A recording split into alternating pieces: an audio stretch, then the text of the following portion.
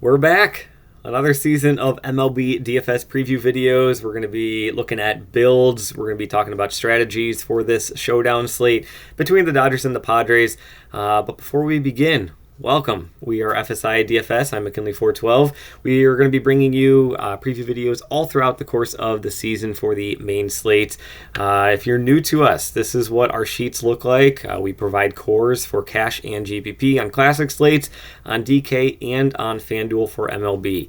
We cover the showdowns, tiers, weather. We sort pitchers in terms of salary tiers and where we rank them, as well as our favorite stacks for cash, GPP, cheap stacks, all of that good stuff. So let's just kind of dive right in. Korea series. It's just the Dodgers and the Padres. Opening day for the remainder of the league is not for another 10 days. But for now, we're just looking at these guys. Dodgers minus 200 on the money line. No surprise there. They are the best team in baseball. You can argue it all you want. They're the best team in baseball. They went out, they got Shohei Ohtani, and that offense is just absolutely loaded. Padres, they woefully underperformed last season, and honestly, they didn't make too many changes either in terms of their bats. They do have some young, fun, exciting prospects that are expected to start. Jackson Merrill, he's going to be the third youngest center fielder in MLB history when he goes out there on opening day. And then Graham Pauley, I think, again, these are probable lineups, I think is going to be getting the start for San Diego. Machado is probably just going to be the DH as he recovers from surgery. So opening up a spot at third base, probably for Graham Pauley, another high-tier prospect for them. So looking toward, we'll just go through each of the lineups, and then we'll talk about builds on DraftKings. So Betts, Ohtani, Freeman, those are like your three core studs for the Dodgers. All have home run upside. Not much stolen base upside to them, though. It would not surprise me if all three of these guys finish the season with under 22, 23 stolen bases. And when you're talking about a 162 game season, I mean, you're only looking at, you're only looking at one stolen base every 6-7 games. It's not a lot. So not a lot of stolen base upside with these guys, or really with this Dodgers lineup in general. There's much more stolen base upside on this San Diego Padres side, but we'll get to that in a bit. But all three of these guys, they hit for contact, they hit for power, they have phenomenal on-base percentage, so can't go wrong with either of those guys. Will Smith, I'll talk a little bit more when we talk about builds. Max Muncy, Hernandez, and Outman, all three of these guys having phenomenal springs with a pretty decent sample size to back them up as well. Hernandez, Outman, not too surprising there in terms of batting average. Muncy, he's hitting over 300 in spring, which is surprising. He's more of a low 200. He hits for power and not really much else. So it would not shock me if he's going to end the season hitting only 230 batting average, but still smashing 30 to 35 home runs, driving in 90, 100 RBIs just because of the guys he has in front of him. We're probably going to be on base when he is up. But Muncy, Hernandez, Outman, I love this trio here, especially in the showdown. If you want to look, for a lower owned correlated stack, don't mind them there. And then Hayward and Lux, honestly, they're just kind of there. Not too much interest. You're just kind of going a shot in the dark there. On the Padres probable lineup, Bogarts, we all know him. Tatis, Cronenworth, Machado, Kim. Again, there's not many changes to this lineup. We talked about how there's a little bit more stolen base upside in this lineup compared to the Dodgers. Ha-Sung Kim, he led all of these guys in stolen bases last year. He's going to be your best stolen base threat in the game. I think he had 40 stolen bases last season, so nearly double anybody else. Tatis, he's another stolen base guy, but Ha-Sung Kim, he's the leader for these Padres in terms of speed on the bases. He's also going to be playing in the stadium that he's very familiar with. This was his home stadium when he played in the KBO a few years back, so he's going to have the hometown crowd really cheering for him. He actually hit 2 home runs in their exhibition game against the Korean teams, so I do think that Kim is going to be a great spot here. He's a similar price to Will Smith. And that's kind of why I'm not super high on Will Smith. I'd actually almost rather just go with Ha-Sung Kim, who honestly, comparatively, they're both going to end up with similar home runs this season. Will Smith's going to be in better line for maybe a little bit more RBIs and everything, but Kim's going to get better stolen base upside. They're going to hit for the same amount of like average and all that kind of stuff. So Padres, not too much to talk about. Manny Machado's DHing as he's still rehabbing from offseason surgery. Jackson Merrill, he is the big up-and-coming prospect. Graham Pauley, again, our top prospect. Some relief pitcher possibilities. These are the closers for the two teams. So if you expect the Dodgers to be winning a close game, get Evan Phillips in there. Robert Suarez, I don't know why, but he is, well, I do know why, but he's over 10,000 salary on DK, so don't play him. There's no way that he's ever going to be paying off his salary, and it's just a waste of salary at that point. But Evan Phillips, he's 4K. The remaining of these guys, all 6 of them, relief pitchers, it's not a guarantee that these guys play, but these are probably the guys I have the most confidence in. Now, I don't expect them all to play.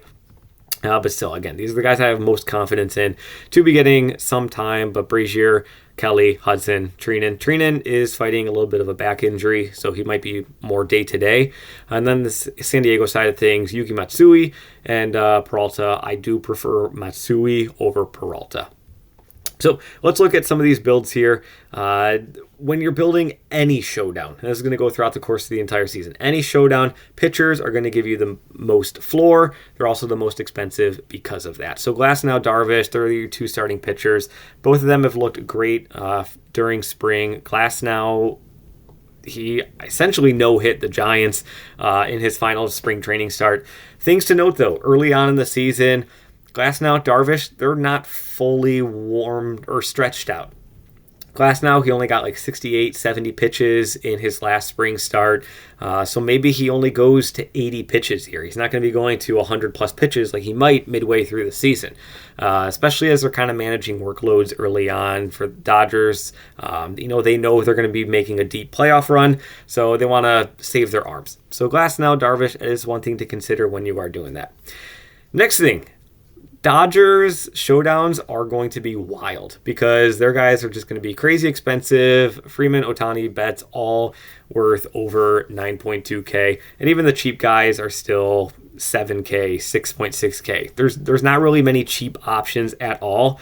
So there's the mid-price guys are not going to be in their lineup. So it's going to be really difficult to build and go double pitcher. So Glasnow, Darvish, you're only going to have enough salary left to maybe get one top guy. So we'll just put in Tatis, and you're looking at 4.4K remaining. These guys aren't going to be starting. Maybe Wade gets the start at third base over Graham Pauley. Pauley's not even in the player pool on DK. But maybe you get Wade, probably not though. So you're really looking just at like relief starting pitchers who are all 4K. So it's going to be really difficult to get both of those guys. I would much prefer going Glasnow over Darvish. Glasnow is going to give you a better floor, in my opinion. He's got the better matchup. He's got the higher upside. It's no knock to Darvish at all. Darvish has had a great spring. It's just that this Dodgers lineup is stacked and loaded. So starting my builds, I'm going to be starting the builds with Glasnow at captain, especially in cash. This is where you should go. In GPP, maybe you put a bat there and you're looking for a home run or a 2 home run game for one of the bats, guys like Ohtani, Freeman. Really GPP, maybe go like a Muncy captain and hope he can get you 2 bombs, because a Muncy captain at 7.2K, he's really going to open up some salary to possibly even get the double pitcher if you do want to go that route. But I do think that's going to be go with Glasnow, get one of these top guys for sure. If I had to pick, I would probably lean Ohtani. And then I really do like Ha-Seong Kim here at 7.6K. I do think this is a nice salary price for him, nice mid-tier salary. I don't mind guys like Hernandez or Outman if you want to go with them as well to get a little bit more savings. But I do think Kim is a nice mid-tier ranged guy. And then I'm probably going to be having at least one reliever in my builds just because salary is so tight, especially in these Dodgers showdown games. I'm probably going to be having one of those guys. So maybe I go with Evan Phillips, or maybe I go, with one of these guys.